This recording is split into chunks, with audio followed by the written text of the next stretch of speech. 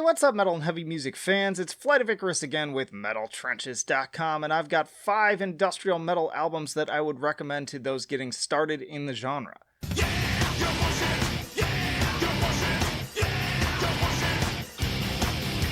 And hey, if you like to be kept up to date with the best and brightest metal bands and albums from the underground and above, then stick with me by hitting that subscribe button down below. Alright, first up, as that clip would imply, it's Static X with Wisconsin Death Trip. So it's definitely one of my earlier albums in the genre, and I was drawn to it just out of pure morbid curiosity, I think.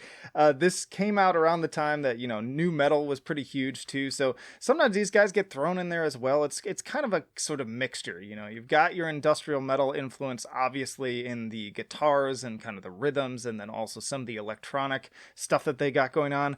But then you look at the band, and they've definitely got that, new metal look to it. R.I.P. Wayne Static, man. He was just one of a kind. Who else can pull off the Slim Jim hair, man? It's it's insane. So I remember seeing him and being like, whoa, what is this? And then checking them out, and then just his voice is just so weird and one of a kind too. Like, nobody truly sounds like Wayne.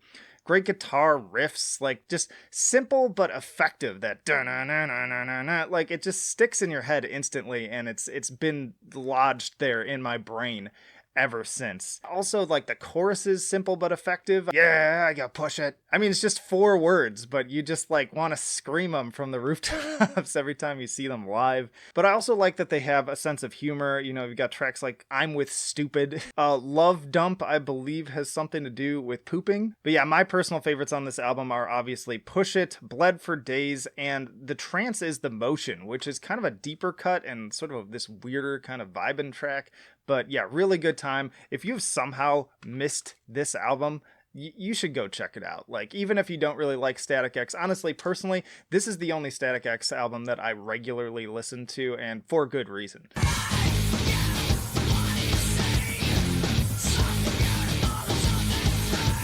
Alright, next up here we've got an obvious classic in Marilyn Manson's Antichrist Superstar. This is definitely my favorite album. I love kind of the trilogy, really, of Antichrist Superstar, Mechanical Animals, and Hollywood. Those are all really great albums that I even considered Mechanical Animals for this list just because of kind of like the Bowie references and influences as well.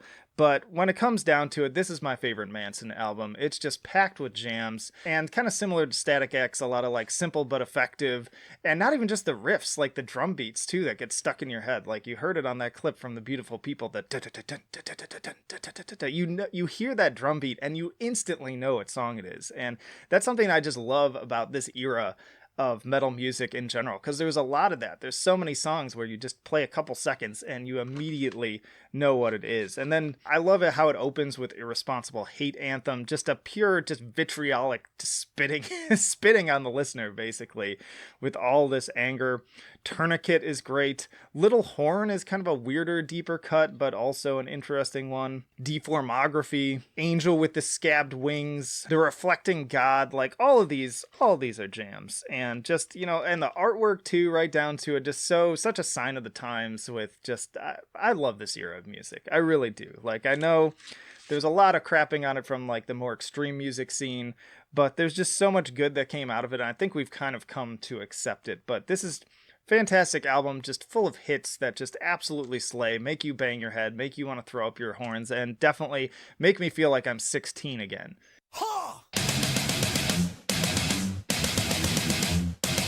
Alright, next up, it's Fear Factory with Demanufacture. We're going in a little bit of a thrashier direction here. These guys definitely kind of stand out, I'd say, from the other bands on this list, in that the other ones are definitely kind of more like sort of mainstream on some level. They get some radio airplay and also kind of can muddle around with the new metal boys, which not so much with Fear Factory. I mean, I guess on the next album they kind of did that, and come to think of it, I saw them live opening for Slipknot as the headliner. So maybe I'm wrong in that, but in terms of their sound, they are much more influenced by like thrash metal and kind of the more sort of traditional metal roots. But I remember I got into these guys because I heard, just like I played in the clip, I heard that intro to Replica with the huh! And I mean, I keep saying like simple but effective riffs, but that's industrial metal like in a nutshell, basically. And yeah, that's another one of them that I heard that song. I was like, I gotta check these guys out. So we even we went to the library because you could rent CDs from the library. You still can. Not as many people do this, but yeah, we went to the library and I rented Demanufacture from the library. That's funny to think about. If you're more into kind of the more extreme classic roots of metal and like thrash metal and stuff like that, then Fear Factory is going to be right up your alley. I think this is easily their best album. They have a few other ones. The two after this have their moments, definitely. But for my money, like, this is the way to go. Of course, Replica, New Breed, Dog Day Sunrise is a weird one, but kind of shows you the other side of the band. Body Hammer, Hunter Killer is a classic track as well. Like, just this whole thing front to back, really good time, and you can't go wrong with Demanufacture.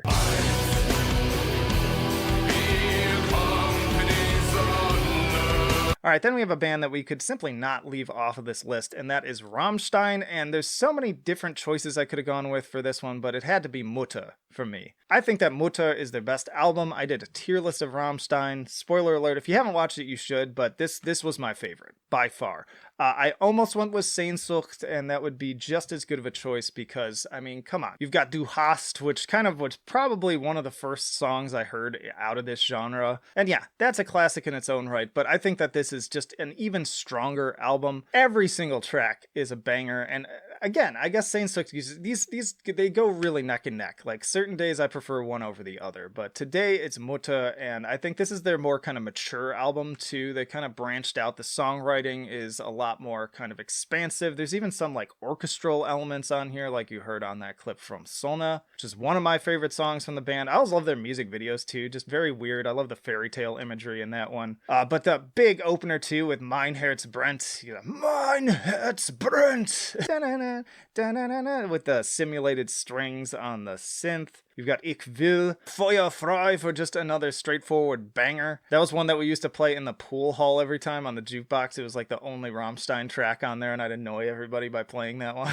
The title track, Spieluhr, for something a little bit softer, more melodic. But yeah, this album is just fantastic. Like, even if you're not that into metal per se, but you're into kind of like classical music and stuff like that, I still would encourage you to listen to this album, because there's actually a lot of that compositionally going on, and it's very operatic in its presentation in this strange way, despite the bizarre imagery and their sadomasochistic stage performances and all that kind of stuff. But yeah, Mutter, fantastic.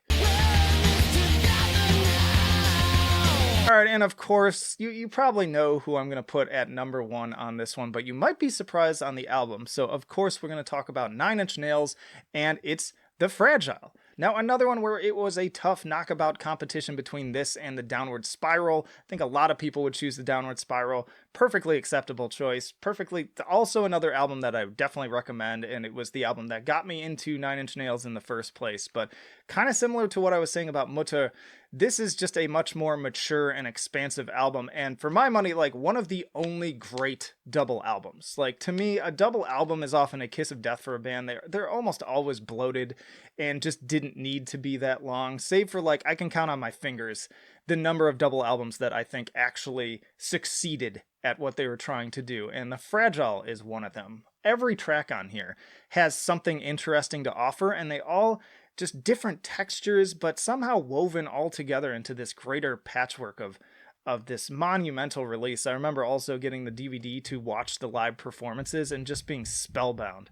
You've got the heavier tracks, you got the softer tracks. You really get the full range of what Trent Reznor is capable of on this album. Like, even up to today, where he's, not only making soundtracks, but making soundtracks I wouldn't have expected, like for Pixar's Soul and David Fincher's Mank. But yeah, back here, you've got the bangers, but you've also got the more thoughtful, just instrumental tracks too. We're in This Together, which I played the clip from, is fantastic. One of my favorite tracks from them of all time. You've also got, for the, again, more headbang kind of tracks, you got Starfuckers. I love the opening track, Somewhat Damaged too, with that, again, simple but effective. And then the percussion kicks in with that. much. The two-parter of kind of the frail and the wretched, how they kind of go along together. I think the frail is still one of the most beautiful things that Trent Reznor has written to this day. No, you don't. The way out is through, into the void. Yeah, it's standing the test of time. It holds up so well, and there's just so many different things you can get from it. Again, even people who I don't think are that into metal could probably listen to this and really find something exciting about it. It would be a great gateway for them to check out other stuff. So that is why, to me, I would say that actually The Fragile is one of the greatest industrial metal albums of all time. And that's it, y'all. Those are the 5 industrial metal albums that I would recommend to fans just getting started in the genre. Obviously, there are plenty of others I could talk about. I considered including Rob Zombie and White Zombie, and there's all sorts of choices. So now we can talk in the comments about what did I leave out, what other albums would you recommend to people who are just getting started, and let's have a conversation. And hey, stick around because I got plenty more videos coming right after this one. Not only these types of lists for dummies, I do have a whole playlist for these, but also full album reviews of new releases, tier lists, interviews with bands on the podcast, you name it, we've got it. So plenty of reasons to, again, subscribe if you've not already. Also chat with us on Discord and support on Patreon. But that'll do it for now. Flight of Icarus signing off. I will see you in the trenches.